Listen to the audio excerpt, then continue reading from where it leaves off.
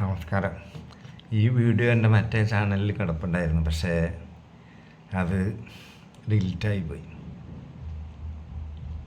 ആർക്കെങ്കിലും ഉപകാരപ്പെടുമെങ്കിലും എന്ന് കരുതിയാണ് രണ്ടാമത് ടെലികാസ്റ്റ് ചെയ്യണത്. ഇതെന്ന് പറഞ്ഞാൽ മുംബൈയിൽ ചേച്ചി ഗർഭിണിയായപ്പോൾ അനുജത്തി അവിടെ 10 ദിവസം താമസിക്കാൻ പോയി. സഹായത്തിനും കൂടി. എന്നാലും 10 ദിവസം ഒന്നും പറഞ്ഞ് പോയി, ചിലപ്പോൾ കുറച്ച് ദിവസം നിൽക്കും. അപ്പോൾ അവൾക്ക് 8 മാസമായിട്ടുള്ളൂ, പ്രസവിക്കാൻ ടൈമുണ്ട്. അപ്പോൾ കുറച്ച് കോംപ്ലിക്കേറ്റഡ് ആയിട്ടുള്ള ഗർഭമാണ്. ഡോക്ടർ കുറേ വാണിംഗ് കൊടുത്തിട്ടുണ്ട്. അതായത് ഭർത്താവിനെ ബന്ധപ്പെടലൊക്കെ ചുരുക്കണം, കഴിയുന്നതും ബന്ധപ്പെടാണ്ടിരിക്കണേ നല്ലത്, അങ്ങനെയൊക്കെ പറഞ്ഞ് വാണിംഗ് കൊടുത്തേക്കണോണ്ട് ഇവർ മുൻകരുതലെടുക്കുകയാണ്. കാരണം ഭർത്താവിൻ്റെ സ്വാതന്ത്ര്യം വലിപ്പമുള്ളത്. അപ്പോൾ അനിയത്തി വന്നു കഴിഞ്ഞപ്പോൾ ഭർത്താവിനൊരു കണ്ണ് അനിയത്തിനും ഈ പറഞ്ഞ പോലെ ഇവളുടെ സണ്ടിയൊക്കെ എടുത്ത് നോക്കും. അനിയത്തിൻ്റെ ബാക്കൊക്കെ നല്ലോണം ഉണ്ട്. അപ്പോൾ മുംബൈ പോലത്തെ ഒരു നഗരത്തിൽ ഭർത്താവാണെങ്കിൽ ഒരു ദിവസം കളിക്കാണ്ട് ഉറങ്ങാത്ത ആളും. അപ്പം ചേച്ചിക്കൊരു ഇത് വഴിതെറ്റി പോകാണ്ടിരിക്കണം. അനിയത്തിനോട് പറയുന്നു, അയാൾ വല്ല തൊടുക പിടിക്കുകയൊക്കെ ചെയ്യുന്നുണ്ടെങ്കിൽ ഒന്നും പറയരുതിട്ടാ ഏട്ടനും. ഇത് മുംബൈയാണ്, ആൾ പാവമാണ്, ഭയങ്കര കൊതിയനാന്നൊക്കെ പറയും. അപ്പം ചേച്ചിക്കൊരു പ്രത്യേകത ഉണ്ട്. ഈ അനിയത്തി ചെറിയച്ഛൻ്റെ മോനുമായിട്ട് പരിപാടി എടുക്കണം ഇവള് പലവട്ടം കണ്ടിട്ടുണ്ട്. അന്ന് ഇവള് ചോദിച്ചിട്ടുണ്ട്, നീ പിൽസ് എന്തെങ്കിലും കഴിക്കണ്ടാവും? പ്രഗ്നൻ്റ് ആകൂല, അപ്പോൾ പിൽസ് കഴിക്കണ്ട പറയും. കാരണം ഈ അനിയത്തിക്ക് 35 വയസ്സൊക്കെ ഉണ്ട്. അവൾ കല്യാണം വേണ്ടാന്നും പറഞ്ഞ് നടക്കുന്ന ആളാണ്. കാരണം ഒരുത്തൻ്റെ കീഴിൽ ജീവിക്കാൻ പറ്റില്ല എന്നുള്ള ഒരൊറ്റ പോളിസി. കളിക്കാൻ ഇഷ്ടമാണ്, മനസ്സിനാണെങ്കിൽ ഒരാളെ കിട്ടിയാൽ കളിക്കും, ഒക്കെ അവൾക്ക് ഇഷ്ടമാണ്.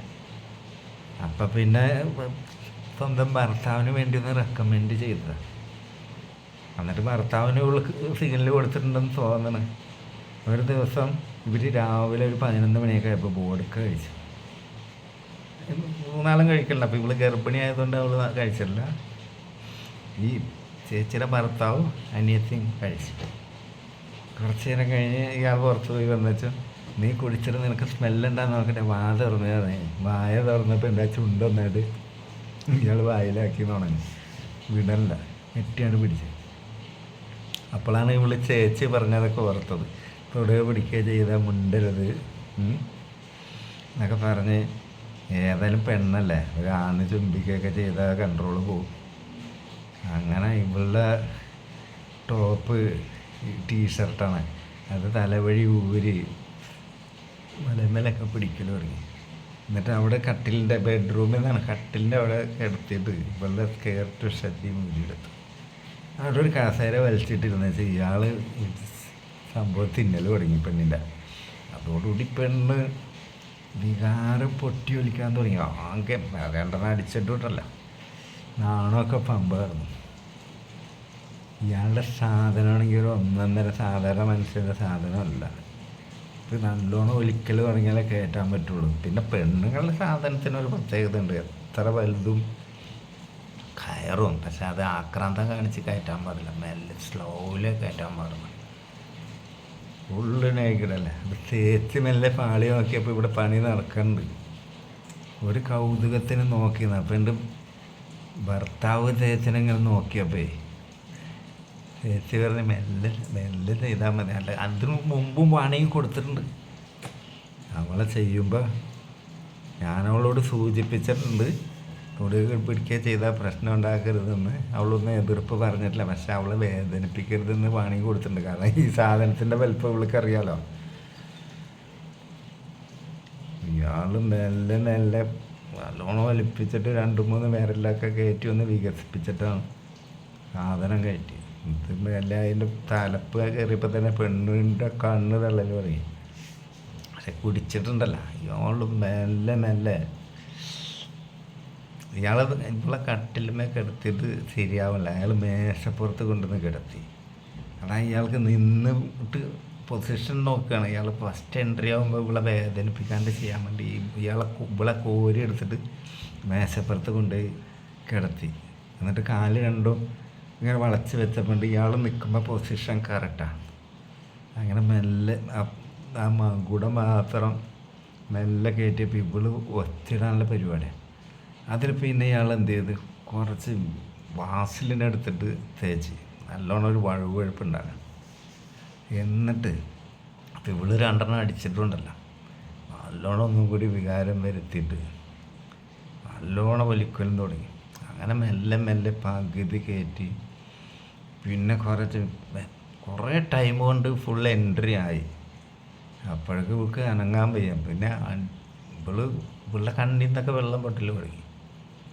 ലാസ്റ്റ് ഇയാൾ മെല്ലെ സ്ലോലി എടുക്കും, സ്ലോലി അങ്ങനെ കുറേ നേരം ആയപ്പോൾ പെണ്ണിന് ആ യോനീൻ്റെ പേശികളൊക്കെ ഒന്ന് ലൂസായി ഒരു മയം വന്ന്.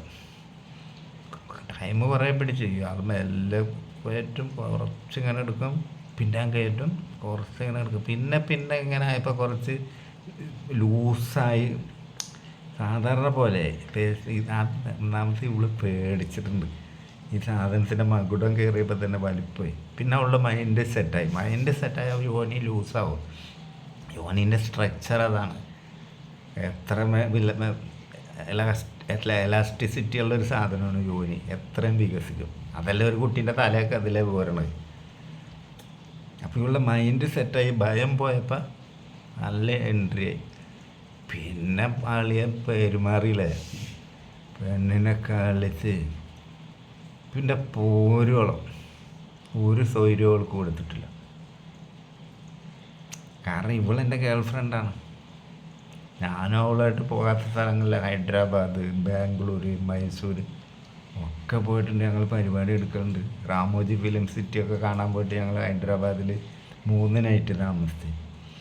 അപ്പോൾ ഒരു ദിവസം വോഡ്ക കഴിച്ച് തലക്ക് പിമ്പിരിയായപ്പോഴാണ് ഞാൻ ഇവളോട് സെക്ഷൽ എക്സ്പീരിയൻസ് ഒക്കെ ചോദിച്ചപ്പോൾ, എടാ എനിക്ക് നിന്നോട് പറയാൻ പറ്റിയ ഒരു വലിയൊരു എക്സ്പീരിയൻസാണ് എൻ്റെ ചേച്ചിയുടെ ഭർത്താവ്.